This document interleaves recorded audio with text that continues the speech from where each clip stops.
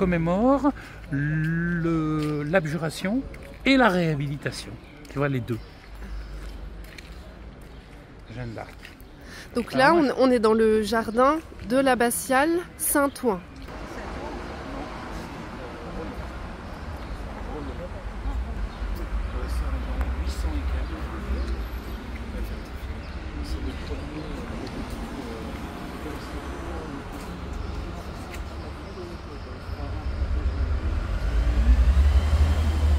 Je ne sais pas si c'est vrai.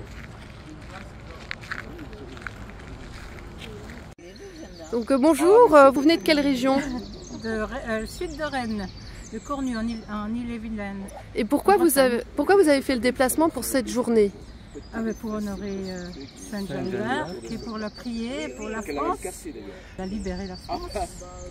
Elle a libéré la France et puis nous sommes dans des temps où je crois qu'il faut de nouveau prier et la prier, lui demander d'intercéder pour la France.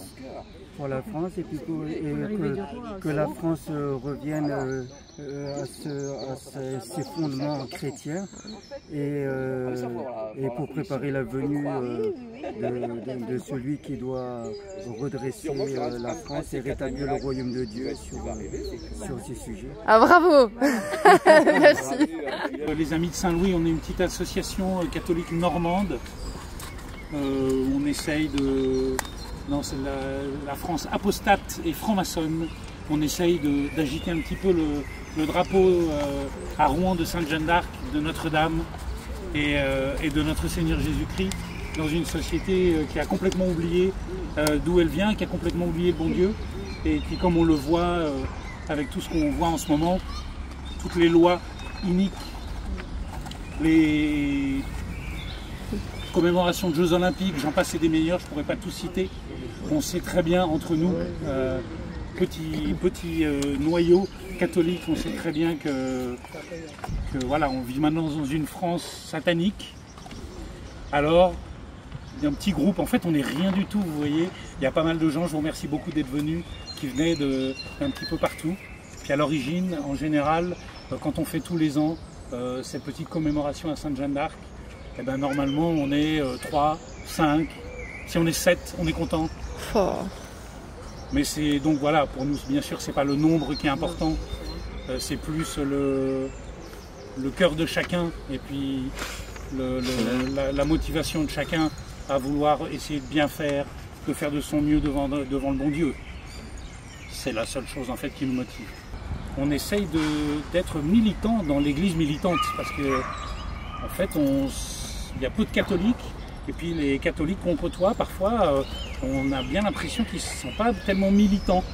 Alors que moi, je suis converti, et quand je suis arrivé, le catéchisme, il a fallu que j'apprenne le catéchisme. Puis on m'a dit, il y a l'église souffrante, c'est le purgatoire.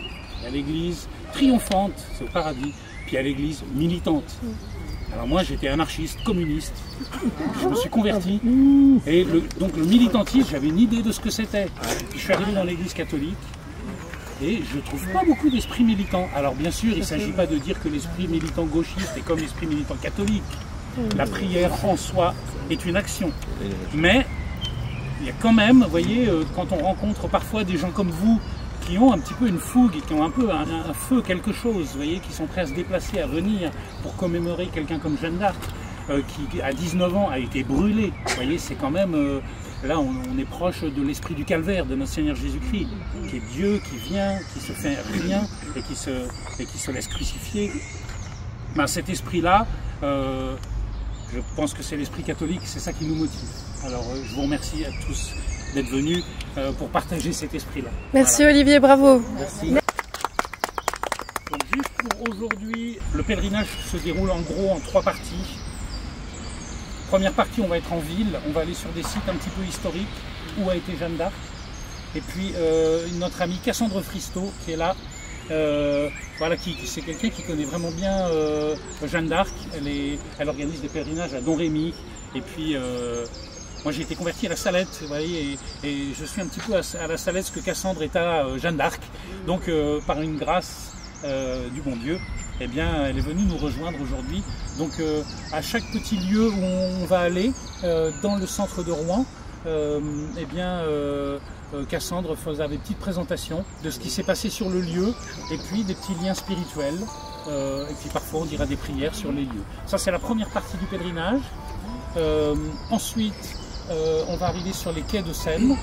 Et là, on aura un petit déjeuner. Et ensuite, on va attaquer la deuxième partie du pèlerinage. On va marcher pendant 1h30, 2 heures jusqu'à Bon Secours, sur les hauteurs, jusqu'à une basilique et un mémorial de Sainte Jeanne d'Arc, avec des statues grandeur nature de Sainte Jeanne d'Arc, de Sainte Catherine, de Sainte Marguerite. Ce sera la clôture un petit peu de la marche. Et puis la troisième partie, ça serait d'aller à une église. Et puis là, il y aura... en fin de journée, donc à 17h45, on va se recueillir devant le Saint-Sacrement en disant le chapelet, et puis il y aura une messe. On arrive en limite de ce qu'était le château à l'époque, puis on va aller jusqu'au donjon principal qui existe encore, alors que la petite tour jaune, c'est là où était enfermée Sainte Jeanne d'Arc. Je vais juste vous dire un truc. En fait, le donjon, il y a souvent le bruit qui court comme quoi c'est là qu'elle a été emprisonnée, etc. En fait, pas du tout, comme vous voyez sur le plan. C'est juste le donjon principal, c'est le seul vestige qui reste. Et en fait, c'est juste de l'autre côté de cet immeuble-là qu'il y avait la tour blanche que vous avez sur vos plans, la tour de la Pucelle dans laquelle elle a vraiment été enfermée pendant 5 mois. Je vous lis juste ce qui s'est passé ici, en fait, parce qu'elle a effectivement été emmenée au rez-de-chaussée. Et en fait, on l'a emmenée ici pour lui faire peur et pour la faire abjurer vraiment, justement, en tant que sorcière. Et on l'a emmenée, quand on l'a emmenée ici, elle était déjà bien fatiguée. C'était le mercredi 9 mai. Donc vous voyez, ça faisait 4 mois et demi qu'elle était emprisonnée. Puis on la traîne ici, en fait, pour lui montrer les instruments de torture qui étaient ici, au premier étage, pour vraiment lui faire peur. Donc le 23 ou 24 décembre 1430, que Jeanne d'Arc arrive à Rouen, la captivité de Compiègne où elle a été trahie. Donc elle est menée dans sa prison définitive, dans la tour des champs du château de Rouen. La tour des champs n'existe plus, donc elle a été détruite au 19e siècle. Il reste encore les soubassements de la tour qui sont visibles aujourd'hui. Alors ce qui est intéressant ici pour nous, c'est la date évidemment. Quand on pense à la Noël, c'est aussi le baptême de Clovis, et puis c'est la nativité de notre Seigneur. On se souvient aussi que Sainte Jeanne d'Arc est née le jour de l'Épiphanie, le jour des rois. Donc c'est là qu'on voit la puissance de la main de la Providence, c'est-à-dire que tout est signé du bon Dieu, quoi. C'est absolument merveilleux. Et donc, si les conditions de sa captivité ont été très difficiles, nous allons maintenant marcher jusqu'à son cachot. En fait, c'est pas ici, effectivement, qu'elle était captive. Ça, c'est la version officielle. C'est l'histoire républicaine qui nous le dit. Mais la tradition locale, elle, dit que ce cachot est un tout petit peu plus loin. C'est aujourd'hui un cabinet médical. Malheureusement, l'accès n'est pas libre. Nous allons voir si nous pouvons toutefois y entrer. Mais en tout cas, le lieu de ses souffrances serait là-bas. Et je pense effectivement que vu ce qui émane des lieux, on peut ressentir cette souffrance. Peut-être que quelques-uns voudront bien témoigner tout à l'heure de ce qu'ils ont ressenti là-bas. Espérons qu'on puisse y prier et nous vous parlerons plus avant des tout derniers jours et des toutes dernières heures qu'elle a passées dans ce cachot juste avant le bûcher, place du Vieux Marché.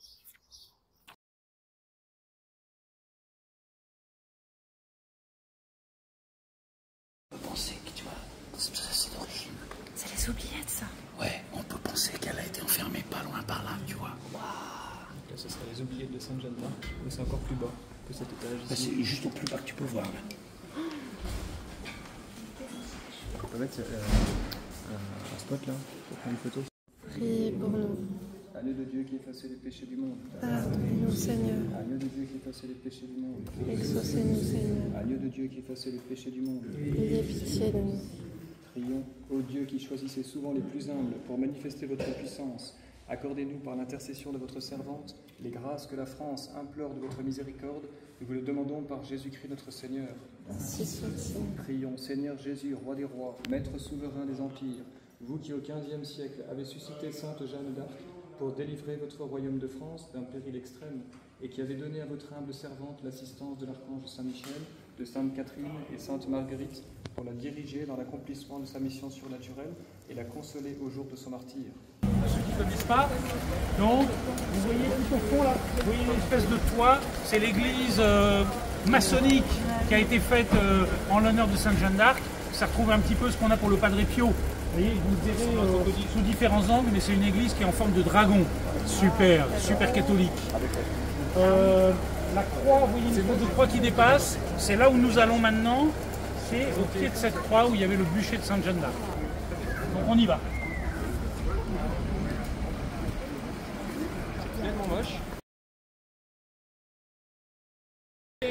Au pied de la statue de Jeanne d'Arc,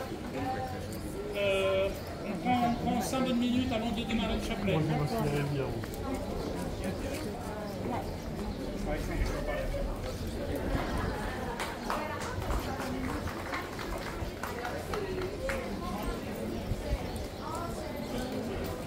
Du matin, l'appariteur Massieu pénètre dans sa prison et cite la prisonnière à comparaître le jour même à 8 h devant ses juges sur la place du Vieux Marché.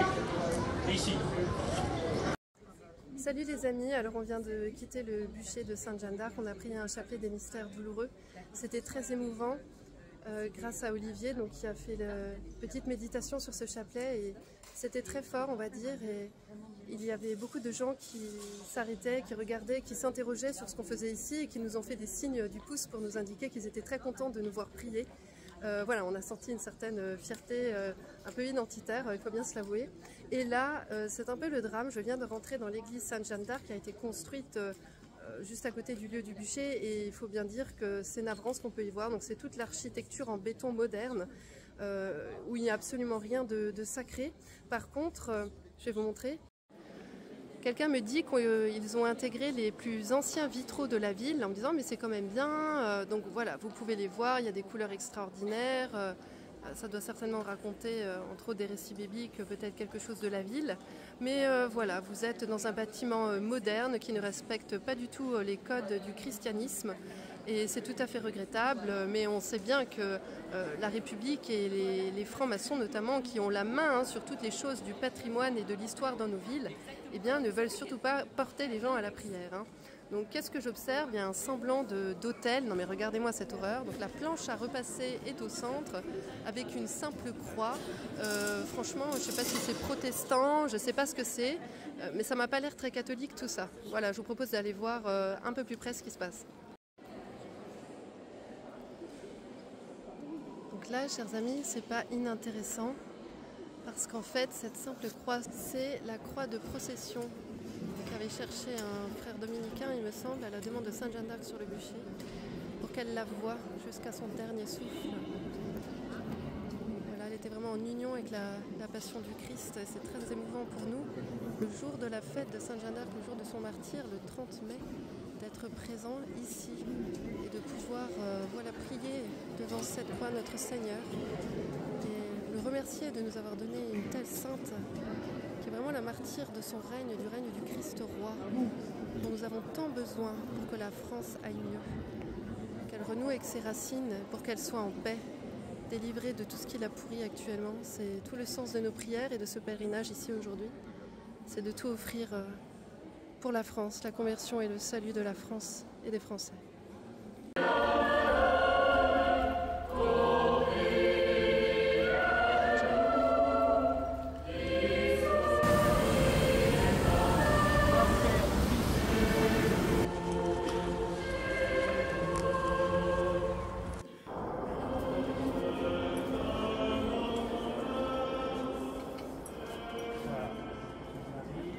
Il a été fini d'être fait.